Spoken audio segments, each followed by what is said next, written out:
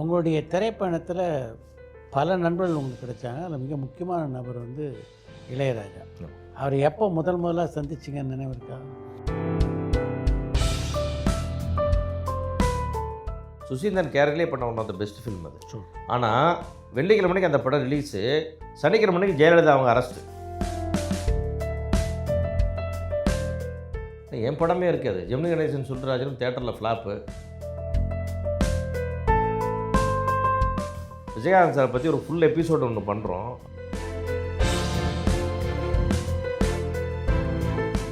April 4, 5, 6, 3 நல்ல நாள்லாம் நிறையா இருக்குது. இப்போ நீங்கள் தான் நாள் கொடுத்து அன்றைக்கி நீங்கள் வந்தால் தான் சார் கல்யாணம். நான் வந்துடுறேன். எங்கே நான் கோபிச்சிட்டோம். விஜயகாந்த் சார் வந்து ஷூட் பண்ணி அது இறந்து போகிற மாதிரி அந்த சீக்வன்ஸ் முடியும் போது அப்படியே ரேற்காடை நிறுத்திட்டு, நம்ம ஆளுங்க தானே நம்மள இவ்ளோ தூரம் சப்போர்ட் பண்ணி கூட்டிட்டு வந்தாங்க. அவங்களுக்கு தெரியாதா அவங்களோட பெஸ்ட் ஹாலிடேஸ் நம்ம கூட தான்னு?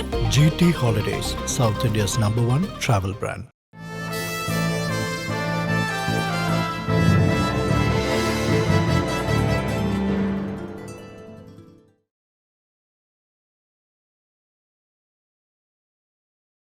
உங்களுடைய திரைப்பயணத்தில் பல நண்பர்கள் உங்களுக்கு கிடைச்சாங்க. அதில் மிக முக்கியமான நபர் வந்து இளையராஜா. அவர் எப்போ முதலாக சந்திச்சிங்கன்னு நினைவு இருக்கா? முதல் படத்துக்கு வந்து தாயன்மான் சார் மியூசிக்கு, அது முடிச்சுட்டேன் நான். அப்போல்லாம் ராஜா சார்லாம் அவங்களுக்கு தெரியல. அப்புறம் விஜயகாந்த் சாரோட சேர்ந்து தமிழனை சினி கிரியேஷன் ஆரம்பித்து நம்ம பூந்தோட்ட கால்கன் பண்ணலான்னு சொல்லும்போது செந்தில்நாதன் டைரக்டர் போய் இளையராஜாட்ட பேசிட்டுவான்னு என்கிட்ட சொல்கிறாங்க. அப்போ வந்து ராவுத்தருக்கோ விஜயகாந்த் சாருக்கு யாருக்குமே இளையராஜா டைரக்ட் ஆக்சஸில் பழக்கம் இல்லை, அவங்களுக்கும் பழக்கம் இல்லை. நான் ராவுத்தர் அப்போல்லாம் படம் எடுக்கல, அப்போ தான் ஆரம்பிக்கிறேன். ஆமாம் ஆமாம். அப்போ சொன்னோன்னே நான் நேராக போய் அவர் போய் பார்க்க போகிறேன். பார்க்க போனால் ஒரு அடி உள்ளே போய் அந்த கம்போசிங் ரூமில் போய் போனேன். என்னன்னாரு, மாதிரி ஒரு படம் பண்ணேன் சார், தாயன்மன் மியூசிக் பண்ணேன், 2வது படம் பண்ணுறேன், விஜயகாந்த் சார் கம்பெனியில் பண்ணுறோம், நான் ஒரு பார்ட்னர் இதில் மியூசிக் பண்ணி கொடுக்கணும், கூட பார்ட்னர் யாருன்னார். நான் விஜயகாந்த் சார் தான். ஏன் அவர் வரமாட்டாரா? வருவார் சார், கேட்டுற சொன்னார் அப்படின்னு. நான் டக்குன்னு சமைச்சு அதுதான் உங்களை கேட்டுற சொன்னார்ன்ட்டு. விஜய் வந்து என்னை பார்க்க சொல்ல அப்படின்ட்டார். அப்புறம் உடனே நெக்ஸ்ட் டேவே நான் விஜயகாந்த் சாரை கூட்டிகிட்டு போனேன். அண்ணன் ஒரு காலத்தூர் கூப்பிட்டாரு. உனக்கு ரொம்ப பிடிக்கும் எனக்கு, நீ ஏன் வரமாட்டேங்கிற? நீ வந்து கேட்டால் பண்ண மாட்டேன், உனக்கு மியூசிக் பண்ணாமல் யாருக்கு பண்ணுவேன், எவ்வளோ படம் உனக்கு பண்ணி கொடுத்துட்டேன். அப்புறம் எவ்வளோ ஹிட்ஸ் அவருக்கு விஜயகாந்த். அப்படின்னா அதெல்லாம் ஒன்று இல்லைண்ணே, படம்லாம் இப்போ தான் எடுக்க ஆரம்பிக்கிறோம், அதான் உனக்கு கேட்டோம். அதெல்லாம் நீ உனக்கு பண்ண நீ மியூசிக் நல்லா படித்தேன், உன்னை பார்க்கணுன்னு தோணுச்சு, வர சொன்னேன், இப்போ நான் பார்த்துக்கிறேன், அவ்வளோதான். எதுவுமே சொல்ல, அவர் சம்பளம் பேசலை, எதுவும் பேசலை. அற்புதமான சாங்ஸ் பூந்தோட்டக்காரர்கள் எல்லாமே பண்ணி கொடுத்தாரு. பண்ணி முடிச்சுட்டு அந்த படத்தோட கிளைமாக்ஸை தூக்கி நிறுத்துனதே ராஜா சார் தான். விஜயகாந்த் சார் வந்து ஷூட் பண்ணி அது இறந்து போகிற மாதிரி அந்த சீக்வன்ஸ் முடியும் போது அப்படியே ரேற்காடை நிறுத்திட்டு ரீல் முடிச்சுட்டு அப்படியே அந்த சாங்கை போட்டார். இன்றைக்கும் நீ இந்த நெஞ்சத்தில் அந்த வார்த்தைகளை போட்டு பாடி முடிச்சோடனே அந்த டோட்டலோட அந்த அந்த மூடே மாறிச்சு. அப்படி அந்த அந்த சவுண்டும் அந்த வார்த்தைகளும் வந்து அதை அவரே எழுதுனது எழுதி அவர் பாடி முடிச்சு கொடுத்தார். பெரிய வெற்றி படப்படா போங்க சொல்லி கொடுத்தாரு. அதுக்கப்புறம் தொடர்ந்து பாட்டுக்கு ஒரு தலைவன், புலன் விசாரணைக்கு போகிறது வர்றது, இந்த மாதிரி அவருடைய பர்சனல் வேலையில் கூட கூட்டிகிட்டு கொடுப்பார். அவரை சொல்லுவார், திரும்பி கூப்பிட்டு இந்த காலேஜில் போய் இந்த ஸ்கூலில் போய் இத்தனை பேருக்கு நீ சாப்பாடு போட்டு வந்துடு ஒன்றும் என்கிட்ட ஒரு தொகை கொடுப்பார். அது தொடும்போதெல்லாம் திடீர்னு செய்வார் அவர். அப்புறம் என்னுடைய படம் ரெக்கார்டிங் விஷயமாக போனாலும் நான் கொஞ்சம் நமக்கு இந்த ஆர்வம் கொஞ்சம் அந்த அசிஸ்டன்ட் ஆர்வ கோளாறுன்னு ஒன்று இருக்குல்ல, அது உள்ளே பூந்து கொஞ்சம் அவர்கிட்ட பேச வைக்கும். அவரோட இன்ஜினியர் பாண்டரங்கனே சொல்லுவார், ராஜாட்ட வந்து தைரியமாக பேசுகிற ஒரே ஆள் நீ தான், பிடிச்சிட்டு சொல்லுங்க டைரக்டர்ஸே பேசுகிறதுல நீ தான் ஏன் பேசுகிற அப்படிம்பார். ஏன்னா அவர் ஏதாவது வந்து இந்த சில லிரிக்கை ஒத்துக்க மாட்டார். அப்புறம் அது எங்கிட்ட வரும், ஒரு நம்பிட்டு சார் இது கொஞ்சம் நல்லா இருக்கும் சார், வச்சுக்கலாம், நீ சொல்லிட்டா வச்சுக்கணுமா அப்படிம்பார். இல்லை சார் நீங்கள் சொன்னால் தான் வைக்க முடியும். அவருக்கு பிடிக்கிற மாதிரியே பேசி சில விஷயத்தை ஓகே பண்ணால் என்னை பிடிக்கிற மாதிரி நான் நடந்துக்கிட்டேன்றது தான் உண்மை. எல்லா ஜீனியஸ்கிட்டையும் ஒரு குறை இருக்கும். அவங்க எவ்வளோ உயரம் போனாலும் அவங்களுக்குள்ள வேறு ஏதோ ஒரு சின்ன பார்வை மாற்றம் இருக்கும். அது எல்லாருமே கோச்சிக்க வேண்டியது. ஒரு பெரிய ஜீனியஸ் டேரக்டர் போய் அவர்கிட்ட கோச்சிக்கலாம், நான் கோச்சிக்க வேண்டிய அவசியம் இல்லை. ஒரு நேரம் திட்டினா கூட வாங்கிட்டு சரி சார் நீங்கள் தானே சார் திட்டுங்க சார் அப்படிங்கிற மாதிரி இருந்தோம்னா அது அவருக்கு பிடிக்கும். அப்புறம் அப்படியே பிடிச்சி அவரோட குடும்பத்துக்குள்ளே போனோம், நல்லா பழகணும். ஜீவா ஆண்டி அவரோட மனைவியார் வந்து ரொம்ப பேரன்பு மேலே.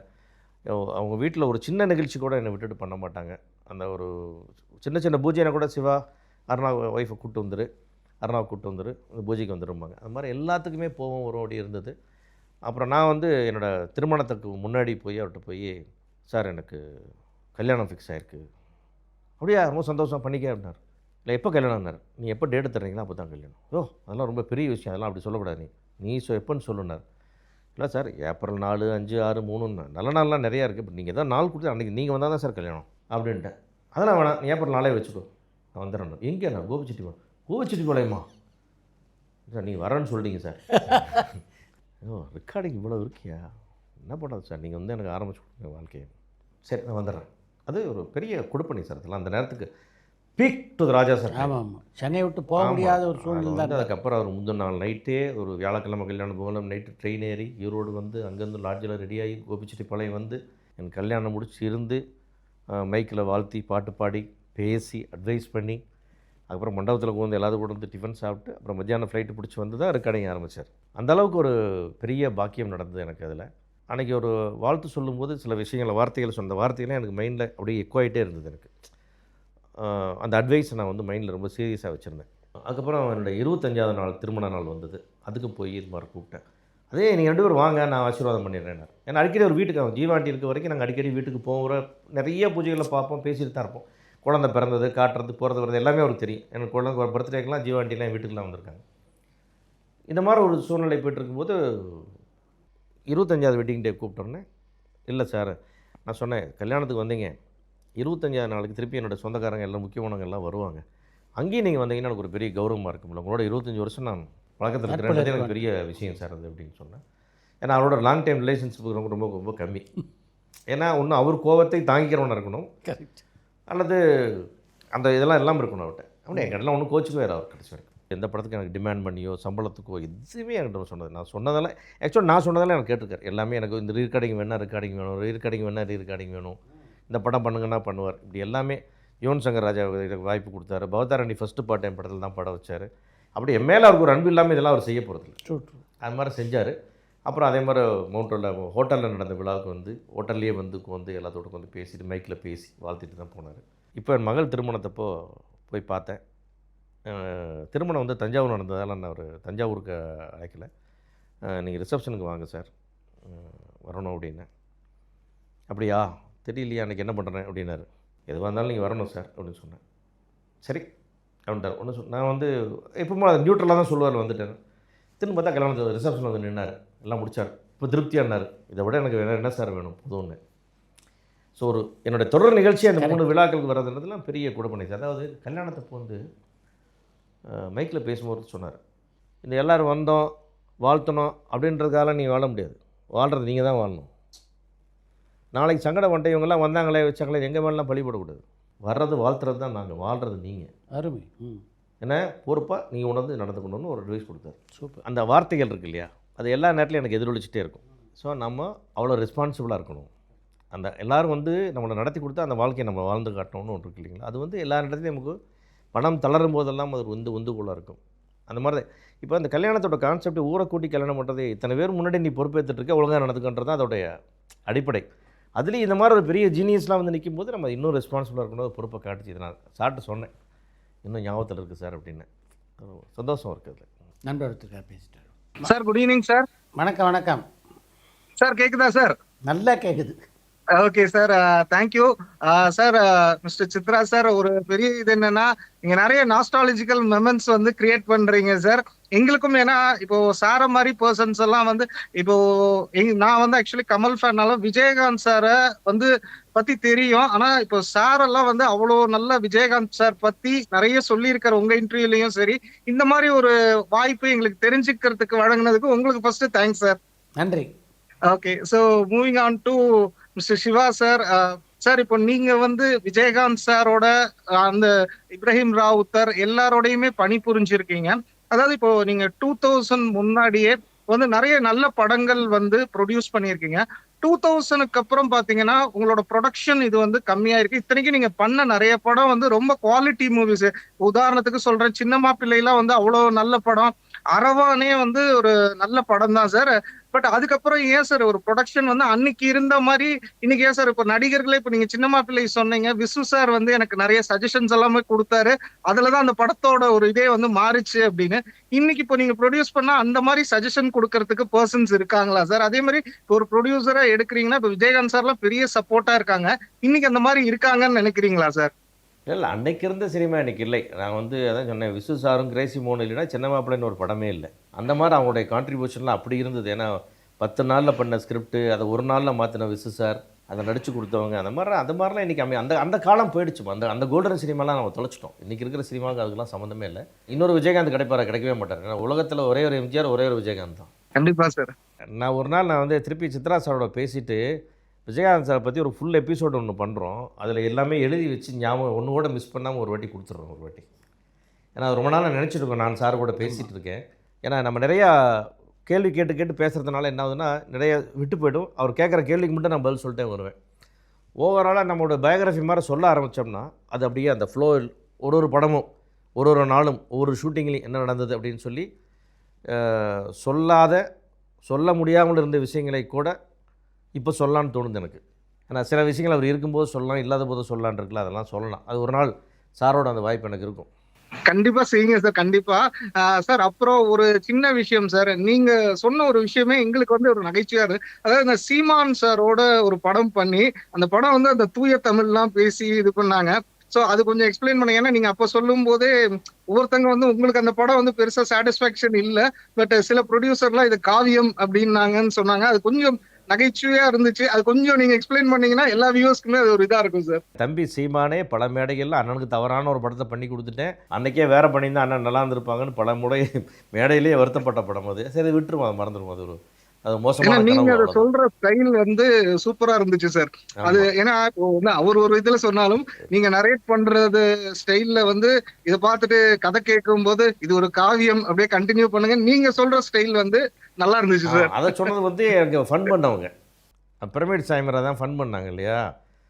அதை வந்து நம்ம சொல்லிடலாம். பிரமிட் நடராஜன் சார் தான் கதை கேட்டார். ஃபர்ஸ்ட் ஹாஃப்லேயே நான் வெறுத்து போய் இந்த படம் இதுக்கு மேலே எடுக்க மாட்டாங்க, இந்த படம் கண்டிப்பாக ஸ்கிரிப்ட் கேன்சல் ஆகிடும் அப்படின்னு நான் நினச்சிட்டு சொல்லிட்டு இருக்கேன். நடராஜன் சார் இன்ட்ரோன்னு சொன்னோன்னு அருமையான காவியம், இடைவெளியே வேண்டாம், அப்படியே தொடருங்கன்ட்டார். அப்படியே தொடருங்களா? இது அவருக்கு மைண்ட் சரியில்லையா, எனக்கு சரியில்லையா? சரி அவங்க டைம் தான் நல்லா இருக்குது, அவங்க சொன்னால் கேட்டுக்கொண்டோம். நமக்கு எனக்கு ஃபஸ்ட் காப்பி எடுத்து கொடுக்க பணம் கொடுத்தாங்கன்னா எடுத்து கொடுத்துட போகிறேன். நான் சம்முன்னு கொண்டேன். படம் முடிஞ்சோடனே நான் வந்து சரி முடிவே பண்ணிட்டேன், நம்ம கிளம்பலாம், வேறு வேலையை பார்ப்போம். அதை முடிச்சோடனே அதுக்கப்புறம் சார் சொல்லிட்டார், இது நீங்கள் வந்து ஒரு காவியத்தை படைச்சிருக்கீங்க சீமான், இதை சொன்னதை மாறாமல் அப்படியே எடுத்து கொடுத்துருங்கன்றார். அவர் அப்படியே எடுத்து கொடுத்துட்டார். Okay sir. சார் அப்புறம் ஒரே ஒரு ஃபைனல் क्वेश्चन சார், நீங்க எப்படி சார் ஆக்டரா வந்தீங்க? ஆக்டர் ஏன்னா ப்ரொடியூசர் டு அந்த ஆக்டர் சார். அது வந்து சுசீந்தனுடைய படத்தில் வந்து ஒரு நடிக்க சொல்லி கூப்பிட்டாங்க. அதில் அந்த ஹீரோயின் அப்பாவாக ஒரு ரோல் ஃபுல்லாக பண்ண அந்த படம் ஒரு அருமையான படம், கிரிக்கெட்டை பேஸ் பண்ண ஒரு பியூட்டிஃபுல் ஃபிலிம். சுசீந்தன் கேரக்டர்லேயே பண்ண one of the best film அது. ஆனால் வெள்ளிக்கிழமைக்கு அந்த படம் ரிலீஸு, சனிக்கிழமைக்கு ஜெயலலிதா அவங்க அரெஸ்ட்டு பெங்களூரில் ஆனவொன்னு. இங்கே ஃபுல்லாக ரோடெல்லாம் கலாட்டா, பஸ்ஸு அடித்து தேட்டர்லாம் மூடி கலாட்டா இல்லை. ஒரு 3 நாள் தேட்டர் மூணுதோட அந்த படம் அப்படியே காலியாச்சு. அதுவும் மெட்ராஸும் ஒரே டேட்டில் ரிலீஸ். மெட்ராஸும் இன்னும் மிக பிரமாண்டமாக ஓடி இருக்க வேண்டிய படம், அதுவும் கொஞ்சம் பரவாயில்லாமல் போனதுக்கு காரணம் வந்து இந்த விபத்து. ஆனால் அதெல்லாம் தாண்டி சென்னை 28/2 வெங்கட் பிரபு கூப்பிட்டு என்னை அந்த அப்பா ரோல் நடிக்க வச்சு கொஞ்சம் கம்பீரமாக பண்ணது தான் என்னோட துவக்கமாக அமைஞ்சது. அதுக்கப்புறம் அப்படியே நிறையா படங்கள். உங்கள்கிட்ட பேசுனது ரொம்ப சந்தோஷம் சார். வாய்ப்பு அளித்து இந்த மாதிரி எங்களுக்கு ஒரு ஆப்பர்ச்சுனிட்டி கொடுத்து நாஸ்டாலஜிக்கல் மொமெண்ட்ஸ் பேசுற ஒரு ஆப்பர்ச்சுனிட்டி கொடுத்த மிஸ்டர் சித்ரா சாருக்கு ரொம்ப ரொம்ப thanks sir. Sir have a great day sir. Thank you. வணக்கம் சார். சுப்பிரமணியன், கோயம்புத்தூர்லேருந்து. சொல்லுங்கள் சுப்பிரமணியன். எப்படி இருக்கீங்க சிவா சார்? நல்லா இருக்கேன் சுப்பிரமணியன், சொல்லுங்கள். உங்களோட ஃபர்ஸ்ட் இன்டர்வியூவும் பார்த்தோம் ஃபுல்லாக, ஒரு எபிசோட். அப்புறம் 3 வருஷத்துக்கு போன 2 வருஷத்துக்கு அப்புறம் 2வது செஷன், அதுவும் ஃபுல்லாக பார்த்தோம். அதான் நான் சொல்கிறது, டூரிங் டாக்கிஸ் எங்கே முன்னாலும் என்ன கூப்பிடுறேன். ஆமாம் சார், ரொம்ப இன்ட்ரெஸ்டிங்காகவே போச்சு. ரெண்டுமே டைம் போனதே தெரில. அஃப்கோர்ஸ் அது சித்ரா சாருக்கும் அவரோட எபிலிட்டி தான் அது, இன்டர்வியூ எப்படி கொண்டு போகிறது. சித்ரா சார் தான் யார்கிட்ட என்ன கேட்கணும்னு தெரியும், அதுதான் முக்கியம். என்ன சொல்லணுன்றது எங்களுக்கு தெரியாது, என்ன கேட்டால் தானே சொல்ல தெரியும். கரெக்டு. கேட்கறதும் அவங்கள ரெஸ்பாண்ட் பண்ண, பேச விடுறதும் இன்டரப்ட் பண்ணாம. உங்களோட இந்த பார்ட்டி படம் என்ன ஸ்டேஜ்ல சார் நிக்குது? எங்க இஷ்யூ ஆச்சு, இன்னும் ரிலீஸ் ஆகும்? ஆல்ரெடி சொல்லியிருக்கேன். அது வந்து நான் அந்த ஃபிஜின்னு ஒரு கண்ட்ரியில் எடுத்து, அந்த கண்ட்ரிலேருந்து ஒரு ரிபேட் வந்து ஒரு மிகப்பெரிய அமௌண்ட் வரணுன்றதுனால இதெல்லாம் பெண்டிங் ஆகி கொஞ்சம் லீகல் இஷ்யூ ஆகிடுச்சு. அதனால தான் அது அப்படியே நிற்குது. ஆல்மோஸ்ட் கிளியர் ஆகிடுச்சு. நெக்ஸ்ட் மந்த்து 99% ஏப்ரல் ரிலீஸ் ஆகிடும் நான் நம்புகிறேன். Thank you sir. சார் சிங்கப்பூர்ல இருந்து காமில், நல்லா இருக்கீங்களா? நல்லா இருக்குல்ல. வணக்கம். சிவா சார், உங்களோட லைஃப்ல விஜயகாந்த் அப்படிங்கிற ஒரு ஆள் இல்லைன்னா உங்க லைஃப் எப்படி இருந்திருக்கும்னு நீங்க நினைக்கிறீங்க? கொஞ்சம் கற்பனை பண்ணி சொல்லுங்க. நான் இந்த இடத்துல இருந்து உங்களோட பேசிகிட்டு இருக்க மாட்டேன், ஊரில் போய் ஏதாவது தொழில் பண்ணிட்டு இருந்திருப்பேன். ஓகே. நான் அந்த சினிமாவில் என்னை நிலைக்க வைத்தது அவர் தான். நான் வந்துட்டேன் உள்ள, ஆனால் இங்கே இருடான்னு சொல்லி எனக்கு ஒரு விலாசம் தந்தவர், முகவரி தந்தவர் அவர் தான். யுவன் சங்கர் ராஜாவை நீங்க இளையராஜா சார் வீட்டுக்கு போனப்ப அவரை கண்டிப்பா மியூசிக் டைரக்டர் ஆக்கணும்னு எந்த நொடியில நீங்க டிசைட் பண்ணீங்க? எது உங்களை அப்படி சிந்திக்க வச்சது உங்களை? நான் டிசைட் பண்ணவே இல்லை, இளையராஜா சார் டிசைட் பண்ணி அவனை இன்ட்ரடியூஸ் பண்ணிக்கடா அப்படின்னாரு. என்ன சார் சொல்கிறீங்கண்ணே, அவனுக்கு மியூசிக் தெரியுமான்னு எனக்கு தெரியாது, அவனை அறிமுகப்படுத்துகின்ற பெருமை உனக்கு காலம் பூரா இருக்குன்னாரு. இப்போ அதுதான் இருந்துகிட்ருக்கு. இப்போ என்னன்னு தெரியாது இல்லையா, இப்போ யாருன்னே தெரியாத ஒரு 13 வயசு பையனை மியூசிக் டேரக்டரை இன்ட்ரடியூஸ் பண்ணிட்டா எனக்கு மியூசிக் தெரியாது, அவனுக்கு மியூசிக் தெரியாது. அதுதான் கண்டிஷன் நினைக்கிறேன். ஆனால் அவன் இளையராஜா புள்ள, அந்த ஞானம் அவனுக்கு இருந்தது, அந்த ஞானத்தில் அது வாசிச்சது. இன்றைக்கி நம்ம எங்கே போனாலும் சொல்லிக்கலாம் இளையராஜா நான் தான் அறிமுகப்படுத்துகிறேன். ராஜா சார் அன்னைக்கு கொடுத்த வரம் அது. பிரபு சாரோட ரொம்ப மறக்க முடியாத முக்கியமான குவாலிட்டி என்னன்னு நீங்க என்னன்னு சொல்லுங்க. பேரன்பு, பேரன்பு, பேரன்பு. அவரை மாதிரி ஒருத்தரை நேசிக்கிறதுக்கு இன்னொருத்தரை கண்டுபிடிக்கணும். நீங்கள் ஒருத்தர் மேலே அன்பு வச்சா அது பழகிறக்கும், அது விசாரிக்கிறக்கும், அந்த டவுன் டு எர்த்தாக பழகிறக்கும், நமக்கு ஒரு கஷ்டம்னா அப்படி பேசுகிறதுக்கும், கூப்பிட்ட நேரத்துக்கு ஓடி வந்து நிற்கிறதுக்கும் அந்த மாதிரி ஒருத்தர் கிடைக்காது. ஓகே, தேங்க்யூ சார், பாய். தேங்க்யூ. இருவரும் ஜாம்பவான்களுக்கும் இனிய மாலை வணக்கம். மாலை வணக்கம். உங்களோட அரவிந்தன் யுவன் சங்கர் ராஜா நீங்க தான் அறிமுகப்படுத்துறீங்கன்னு நினைக்கிறேன். ஆமாம், அரவிந்த் நல்லா இன்னைக்கும் எங்களுக்கு மனசுல இருந்துச்சு சார், அவ்வளவு நல்ல படம். ஆப்போசிட்டா அப்படியே பாத்தீங்கன்னா அரவான், அந்த களமே வேற மாதிரியான களம். எப்படி நீங்க அதை புரிஞ்சு இறங்குனீங்க? இது வரைக்கும் நீங்க அந்த ஜேனர்ல வந்து நீங்க பண்ணதே இல்லை.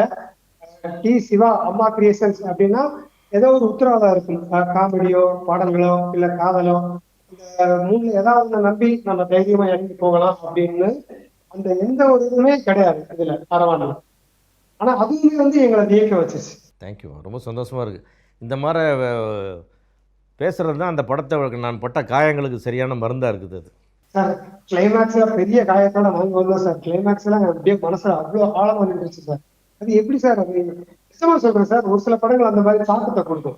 அந்த படம் வந்து பார்த்துட்டு வீட்டுல வந்து ரொம்ப ஃபீல் பண்ணிட்டேன், இப்படி முடிச்சுட்டாங்களே. சத்தியமா சொல்றேன் சார், இந்த கிளைமேக்ஸ்க்கு ஒரு 15 மினிட்ஸ் முந்தி வரைக்கும் நான் வந்து சுபம் அப்படிங்கிறது சந்தோஷமா இருக்கும் அப்படின்னு நினைச்சிட்டே இருந்தேன். சத்தனா எல்லாம் மாறிடுச்சு. அப்போ வேற மாதிரி சார், அருமையான படம் சார். இந்த மாதிரி நீங்க உங்களை மாதிரி ஒரு சில தயாரிப்பாளர்கள் முன் வந்ததுனாலதான் எங்களை மாதிரி சினிமா இருக்கிறவங்களுக்கு இந்த மாதிரி படங்கள் கிடைச்சிருக்கு. தேங்க்யூம்மா, தேங்க்யூ, ரொம்ப நன்றி. நன்றி சார், நன்றி சார். சந்திப்போம். இதுதான் அரவானில் எனக்கு கிடைக்கிற வெகுமதிகள் வந்து அப்பப்போ. இல்லை அது ஒன்று இருக்குது சார், அதாவது நம்ம ஒரு ரொம்ப தவறான படம் எடுத்து தோற்று போகல, அது கரெக்ட். நல்லபடியாக விளையாடி தோற்றோம். டஃப் மேட்ச்சில் நெக் டு நெக்கில் தோற்று போகிறது இருக்கலாம், அந்த மாதிரி தான். க்ளீன் போல்ட் ஆகலை அப்படின்றதுல ஒரு மகிழ்ச்சி தான். அதில் சினிமா மேலே இருக்கிற காதல் தான் சார் என்னுடைய இத்தனை வருஷம் சினிமா பயணமே. அது அந்த காதல் இல்லைன்னா அதை நான் தொடரவே முடியாது. கரெக்ட் தான். என்னைக்கே அதை விட்டுட்டு வேறு எங்கேயோ போயிருக்கலாம். நான் ஏதாவது ஒரு சின்ன ஒரு லாஸ் வந்தால் கூட அப்படியே ஓடலான்னு தோணும். ஆமாம், ஓடலாம். அதை தாண்டி இங்கே போராடி நிற்கணும்னா அதுக்கு முக்கியமான அது மேலே அந்த காதல், அந்த 44 வருஷம் முன்னாடி வரும்போது இந்த சினிமாவில் என்ன வெறி இருந்தோ அந்த வெறி இன்னுமே மனசில் அப்படியே இருக்குது. ஏன்னா நமக்கு வந்து இந்த சினிமாவில் லாபத்தை தாண்டி ஒரு பெரிய உல்லாச வாழ்க்கைக்கு ஆசைப்பட்டு சினிமாவுக்கு நம்ம வரல. பெரிய விருதுகள், பேர், அந்த மாதிரி நினச்சோம். அதையெல்லாம் அடைய முடியலன்றது இன்னும் பெரிய வருத்தம் இருக்குது. நான் நினச்ச வந்து நான் ஆசைப்பட்ட சினிமாவில் நான் 5% கூட இன்னும் தொட்டலை. அது என்ன, அரவான் வந்து நான் நினச்சேன் நிச்சயமாக நம்ம பெரிய ஒரு உலகளாவிய அங்கீகாரத்துக்கு போகிற படமாக இருக்குன்னு நம்ம ஆசைப்பட்டோம். தேசிய அளவில் விருதுகள்லாம் வாங்கி தரோம். ஆமாம், அந்த மாதிரி நம்ம நினச்சோம், நடக்கலை. ஸோ அது ஏன் அவ்வளோ தூரம் கவனிக்கப்படலன்னு தெரியல. நமக்கு அதுக்கான பேக்ரவுண்ட் ஒர்க் பண்ணவும் தெரியல. அந்த நேரத்தில் கொஞ்சம் விட்டுட்டுருக்கேன். அது கூட இளையராஜாவுடைய சகோதரரான கங்கை அம்மனோட உங்களுக்கு நல்ல நெருக்கம் இல்லையா? அதுவும் இப்போ கொஞ்சம் கூடுதலான நெருக்கமே அவரோட இருக்குது. இந்த வெங்கட் பிரபு என்ன எடுக்கிறனே தெரியாமல் திருப்பி எடுத்துக்கிட்டு இருக்கேன். நீங்கள் கொஞ்சம் கேர்ஃபுல்லாக ரஷ்ஷை பாருங்கண்ணா. சரோஜா படம் எடுக்கிறதுக்கும் ஒரு முக்கியமான ஒரு காரணம். ஏன்னா சென்னை 28 முடிச்சுட்டு ஜெயிச்ச உடனே அரவான் ஆடியோ ரிலீஸில் அதையே தான் நான் சொன்னேன். இந்த படம் எவ்வளோ வெற்றி பெற்றாலும்